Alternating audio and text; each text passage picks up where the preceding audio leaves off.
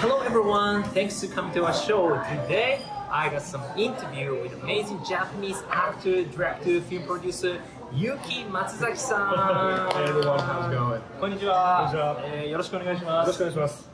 We're going to go in English, so don't worry about that. Okay. Yeah. でも日本語喋るとちょっとエキサイトするので。Oh, okay, okay. Alright. じゃあ全部日本語やろう。Yeah, maybe Japanese, not English because it is subtitles. Okay.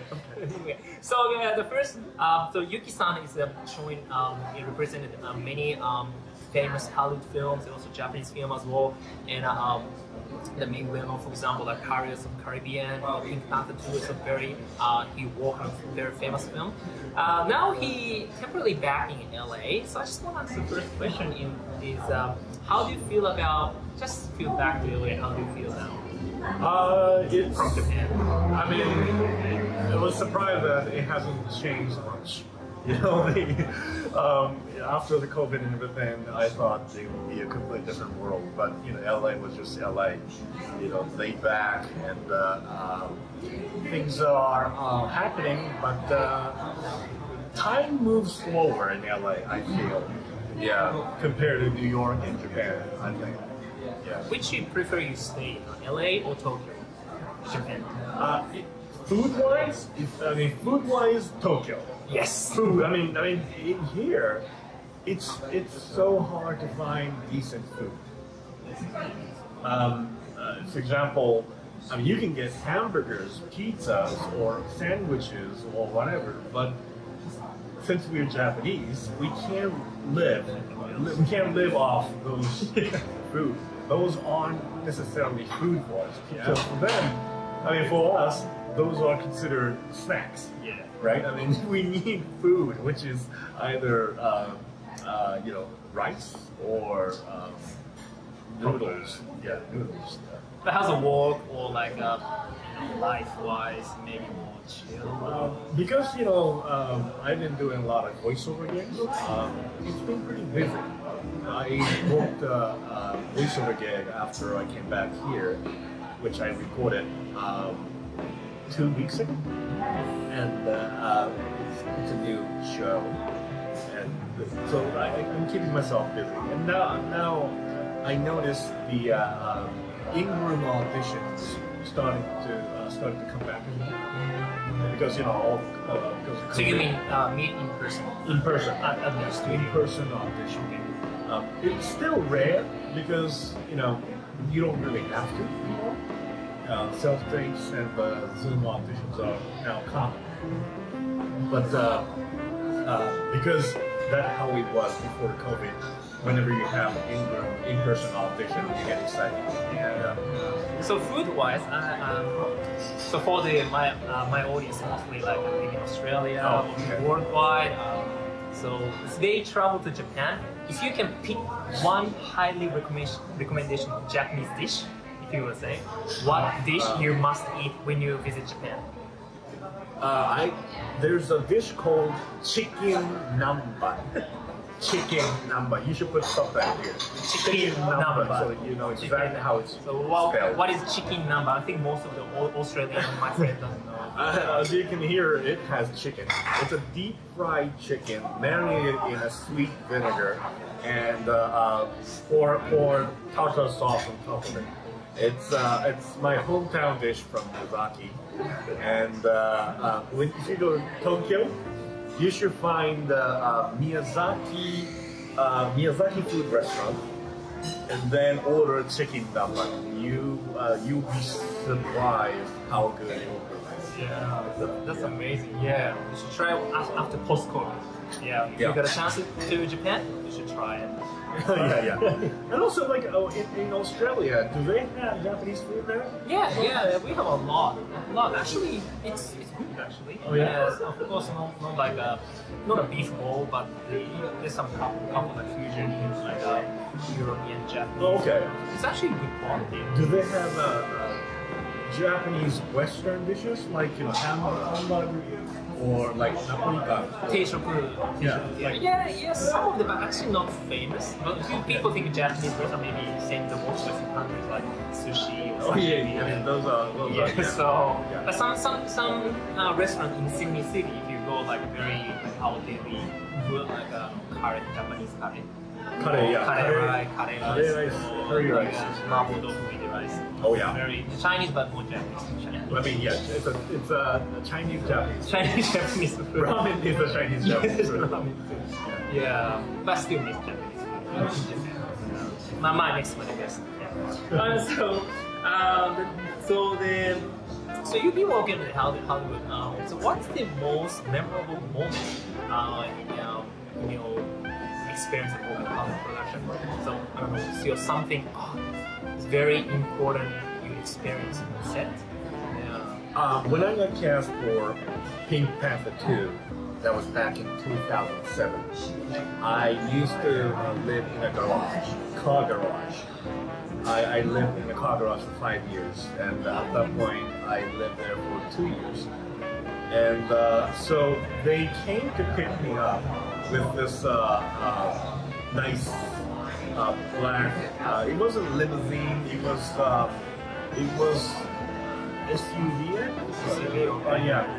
It was some nice car. They came to pick me up, and because the driver didn't know I lived in a garage, he was standing right next to the car, staring at the main house, waiting for me to come out. And then the garage door slides open, and I came out from the garage, and then he was really surprised. You're the main cast. And then they got me a first-class flight from LA to France, and I was the only passenger on the flight in the first class, and there were 2 flight attendants just for me. 2 flight attendants for the first class, and then I was the only passenger. And they were trying to, they tried to give me like wine and stuff like that, but because I was so busy reading the script, they were just standing there and waiting for me to ask them to do something. And then once I got to France, they had this full trailer waiting for me on set. And so it was funny that I came from car garage to first class to full trailer, and then I got on the first class and went back to the garage. Wow, that's a huge a jump. Wow, thank you so much. Cool. This is actually differently Hollywood experience. Yeah. Okay. So after I did Pink Panther 2, people thought I was a popular actor. And once I went to this pharmacy to buy some stuff, it was after Pink Panther 2, and I had this old Toyota Corolla. I was driving this old Toyota Corolla, and it was breaking down. And when I got out of that pharmacy, this lady came up to me and said, "No, wait, you were the guy from Pink Panther 2?" And I was like, "Yeah." And I was thinking, "Oh shit," because my old Toyota Corolla was right there, 5 feet away. And she thinks I'm a Hollywood star or something, and so we talked for a few a minute, and then I said okay, see you around, and I walked past my Corolla and stopped at someone's Lexus, and then I stood there right next to Lexus and took out my cell phone. And then pretended I was talking to someone, like a manager. "Hey, Mike. Hey, how's it going?" "Oh yeah, I got the audition notice and stuff like." But I wasn't talking to anyone. I was waiting for her. I was waiting for her to go somewhere so that I could go back to my Corolla. It was so it's all mirage. It's all the how to say that? There's a word for that. How's the optics now? How you want to show. Yeah. How you want to be perceived. Yeah. Well, thanks for sharing. That's very interesting episode. Yeah. So now we're going to talk about we Japanese actors, filmmakers. So I want to just want to ask you the point of view in terms of the Hollywood production use a Japanese context. That was more serious topic, but Yeah. but what do you think about even recently, whenever they do? Because I think that so many Hollywood production wants to use a Japanese context in their film. Whenever that happens, what's any point of view, opinions, anything stuff like that? They're very bad. Hollywood is very bad at portraying Japanese culture or making the scene look like they shot in Japan. They're just student film bad. I mean, it's just really bad. I mean, they don't even care. And they, like, you know, there's so many films that are coming out, I mean, you know, this year or next year, or and they're still making that student film quality of Japanese depiction. I mean, it's stupid. I mean, if you should learn something. I mean, you have money, so why don't you hire a teacher or something? I mean, goddamn. I mean, why that issue happens? Maybe they didn't research enough, or they didn't hire the production people, or they don't hire. Even when the film or TV series is heavily involving Japanese culture or set in Tokyo, they refuse to hire a Japanese producer who has the decision-making power. They tend to hold on to that power, so whenever they realize they made a mistake in terms of portrayal, even if Japanese people warn them of that wrong depiction, they override. And that's why all the film qualities and TV series quality that involve Japan isn't very good. And we all know that. We Japanese actors who do many foreign films well know that all of the Hollywood productions that portray Japanese culture or Tokyo, nothing goes above 75 points or 70 points. It's just, they're not good at it. And that's part of the reason why I was in Japan for a while, because I felt that Hollywood doesn't learn stuff. Every time they create a film, they start from scratch again. They don't the knowledge of how to portray Japanese culture isn't really progressing at all. They just go to the first, the starting point every time they create a film or TV series. And so I thought maybe it's better if I start improving Japanese, the quality of Japanese cinema or TV series to worldwide standard, rather than expecting this stupid Hollywood to learn stuff. Is this one of your motivation to starting your own project? Yes. So Yuki is actually currently working on this project for the short film in Japan. It's like amazing quality. We just watched a little bit of it. We can't spoil the story, but really good film. Can you tell me about the summary of the project in the vision and also the concept, why you decided to make this project happen? It's called MOSAIC STREET. It's actually not a film. It's a proof of concept. It's basically a short footage or short video where you show how this show would look like if it's made into an actual show. It's a Japanese diversity project that's starring the Japanese transgender actress and the openly lesbian actress, and also black Japanese actress. And in Japan, diversity is extremely, it's not even rare because it's non-existent. So the Japanese TV series and films, they do not know how to portray diversity. they don't give minority actors any meaty roles, or they don't even give them co-star roles. And so they portray the society as if there are no minority actors in Japan.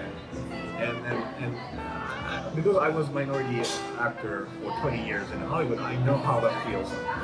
I know how system is rigged against you, and I call it systematic racism. I mean, in the film industry, because I know that, I wanted to support them. So I wanted to give them an opportunity to showcase their talent and showcase their presence, and also at the same time, I want Japanese filmmakers and TV series creators how it's supposed to be done, so that they will start doing themselves a lot. And then also, I want Japanese studios to start producing diversity projects themselves. So I'm advocating them to create more stuff, and this is something I will show them how it's going to be done, so that it's going the current diversity situation in Japan. When is it releasing? In December. Okay. So I'll definitely share the link. So yeah, please check it out. Amazing. I wanna see more actually. Yeah. That's a good sign. Yeah. So two more last questions. So I think that more Asian actors demand in Hollywood. For example, Shang-Chi, like a Marvel film, is a huge success recently. But I think with the most of Asian actors and also the Hollywood, like Western actors, a little bit, I think some gaps still. What Asian actors need to work on more, do you think? So I mean, maybe just acting, but no. Personally, it's not us. It's Hollywood that needs to learn stuff. It's not our fault that we are not represented. It's Hollywood's fault that a few years back, I was had a meeting with this film producer. He wanted me to play his leading role of his film, and at the meeting he casually said, "So I want you to play this role, this main character, because they don't fund this film unless the main character is a white actor. So I created this another white character to co-lead this feature film." And so this guy believed that Asian actors can't hold the main character, main title, and they, he just believed that it has to be a white guy as a lead, and then it's not us really, it's them. They have to educate themselves. Yeah. Okay, thank you so much. So the final question is, what's your next goal? I don't know. I actually don't know. Because I do a lot of stuff, not just acting, but also producing, writing, and stuff like that. There's so much possibilities in the future. I can't really narrow it down to one thing. But what I do know for sure is I have to somehow find a way to advocate for better representation of Asian characters on films and TV series. At the same time, I have to push the Japanese industry towards more worldwide, the global quality, and also at the same time, I have to advocate for the diversity in the Japanese entertainment industry. So there are a lot going on. I can't really narrow it down to one thing, and I just going to raise my voice on how bad Hollywood is when it comes to portrayal of Japanese. I mean, if it's a complete, if it's a fantasy, it's okay to portray Japanese culture in a fantasy setting. I'm totally open to it. I mean, a lot of Japanese anime like that. Yeah, I mean, I'm open to it. Just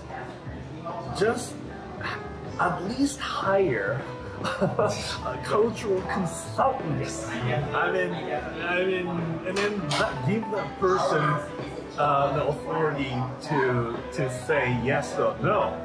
You know, if you don't do that, then it's just insult. Yeah. So thank you so much. But I really love your passion and vision as well, and also you know, me and also Maria, we also have a very passion against the also racism or like cultural inequality, which is a huge thing. So thank you so much for sharing today, and also really happy, can't wait to see the MOSAIC STREET online. Alright, ありがとうございました。 Okay, thank you. Thank you very much. じゃあまたね。Bye.